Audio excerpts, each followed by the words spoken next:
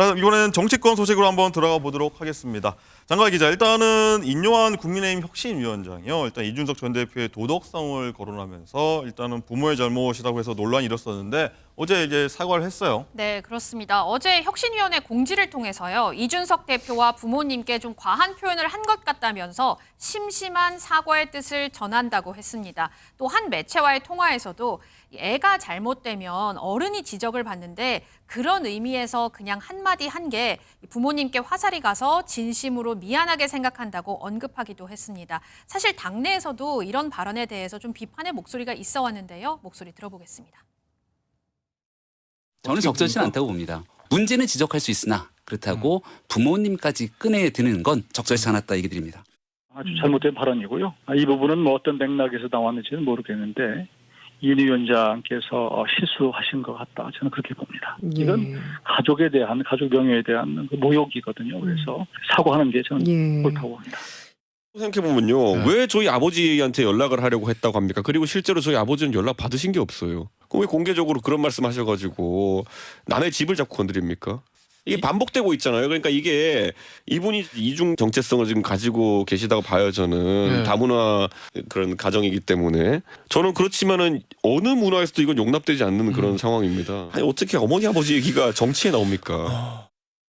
네, 어머니 아버지가 어떻게 정치에 나오느냐 이 전 대표가 얘기하는데 장희찬 최고는 어떻게 보셨습니까? 떨떠름한 반응이에요. 이준석 전 대표는. 일단 정치적으로 논쟁을 하거나 서로 격돌하더라도 가족이나 부모님에 대해 언급하는 건 안 되죠. 이 부분은 명백히 잘못된 일이고 인요한 위원장께서 빨리 사과하는 거는 잘했다고 봅니다. 다만 이준석 전 대표도 그동안 무수히 많은 사람들에게 날선 언어로 상처를 많이 남긴 걸로 유명한 정치인이거든요. 삼성 간호라는 표현은 그럼 이준석 전 대표가 말하는 것처럼 패드립이 아닌가요? 거기에 대해서 이 전 대표가 타인에게 사과했다는 말 한 번도 들어본 적이 없습니다. 이 위원장이 잘못하고 사과한 것과는 별개로 이 사건을 계기로 우리 정치에서 서로를 비난하더라도 최소한의 품격을 지키는 그런 경종이 울렸으면 좋겠습니다. 어쨌든 이번 발언으로 혁신위가 동력을 좀 상실한 게 아니냐, 위기에 좀 봉착한 게 아니냐 이런 얘기 나오는데 장희찬 최고는 어떻게 보십니까? 그래도 지금까지 인요한 위원장과 혁신위가 정말 잘 해왔고요.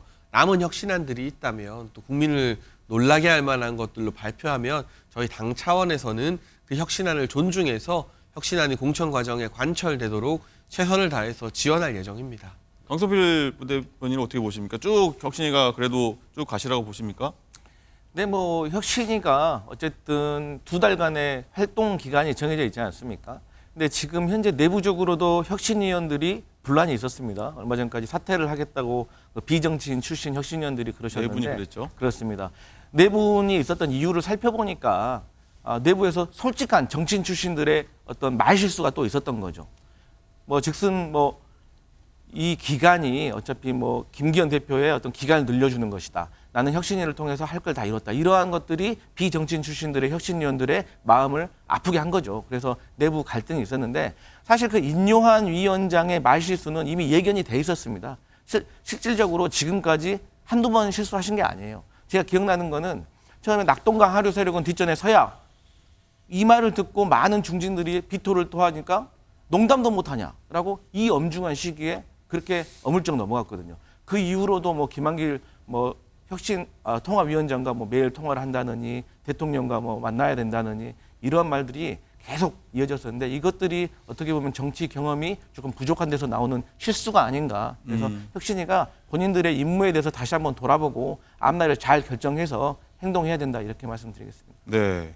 이쯤 되면 좀 등판하는 분 계시죠. 홍준표 대구시장도 인 위원장 한마디 겨냥해서 한마디 했어요. 장가희 기자. 네, 그렇습니다. 자신의 SNS에 한마디 했는데요. 구상유치라고 양김을 비방하던 옛날 유진산 대표가 연상된다 이렇게 언급을 했습니다. 이 구상유치는 입에서 아직 전내가 난다는 뜻입니다. 1970년대 당시 유진산 야당 총재가 이 김영삼, 김대중이 주도하는 이 40대 기수론에 대해서 구상유치다 이렇게 언급을 한 바 있는데요. 인요한 위원장을 이에 빗댄 것으로 보입니다.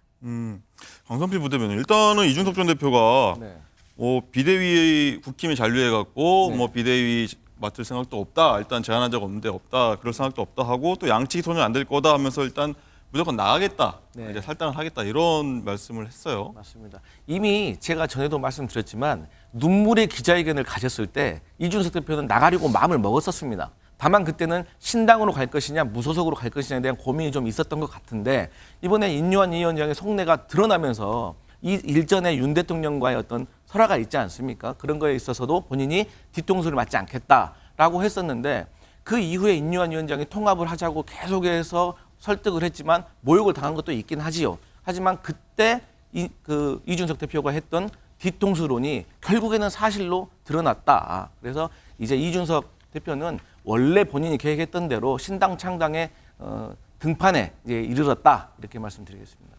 일단 혁신위 얘기 다시 들어가면요. 혁신위 통합론도 그렇고 희생 요구, 그리고 인 위원장 설화까지 나오면서 좀 역할을 좀 제대로 못한다는 얘기가 있는데 뭐 장관 기자 일단 무역론도 많이 나오고 있어요. 그렇습니다. 뭐 혁신위가 희생을 요구한 뭐 친윤이라든지 중진, 지도부가 단단히 버티고 있는 데다가 연이은 설화까지 겹쳤기 때문입니다. 혁신위가 오는 30일에 지도부, 중진, 친윤 핵심에 대해서 이 불출마라든지 수도권 험지 출마 권고안을 정식 안건으로 의결을 하더라도 이준석 대표 부모 설화 논란이라든지 뭐 혁신위는 김기현 체제 시간 끌기용이라는 이 발언의 타격, 또 여러 중진들이 버티고 있다는 점에서 동력이 많이 좀 반감될 것이다. 이런 목소리도 나오고 있는 것이 사실입니다.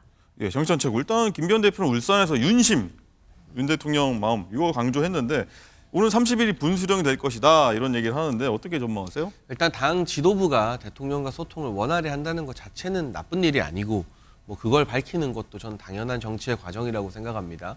다만 제 개인적으로는 그동안 혁신위가 내놓은 안건 중에 제가 반대하는 게 하나도 없어요.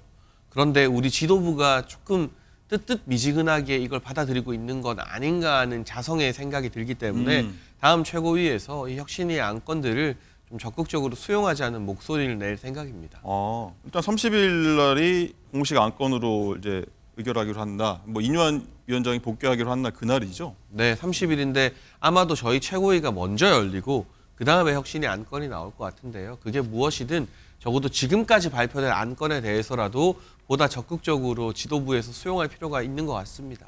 뭐 혹시라도 이제 인 위원장이 이제 동력을 유지하기 위해서 뭐 사퇴나 뭐 다른 뭐 강수를 둘 수도 있지 않을까 이런 예측들도 하긴 하더라고요. 근데 저는 인요한 위원장이 조금 더 당에 남으셔서 우리 당 혁신을 위해서 고생을 해주셨으면 하는 바람인 게요. 이번에 이준석 전 대표 가족 언급하면서 설화가 있었지만 그 전까지는 우리 당의 새로운 변화의 바람을 일으키면서 강서구 보궐 패배의 충격을 가시게 하는데 가장 큰 공로를 했기 때문에 인요한 위원장의 역할이 12월에도 계속 이어지면 좋겠습니다. 12월 24일까지가 혁신위 활동 기간이죠. 네. 예, 알겠습니다.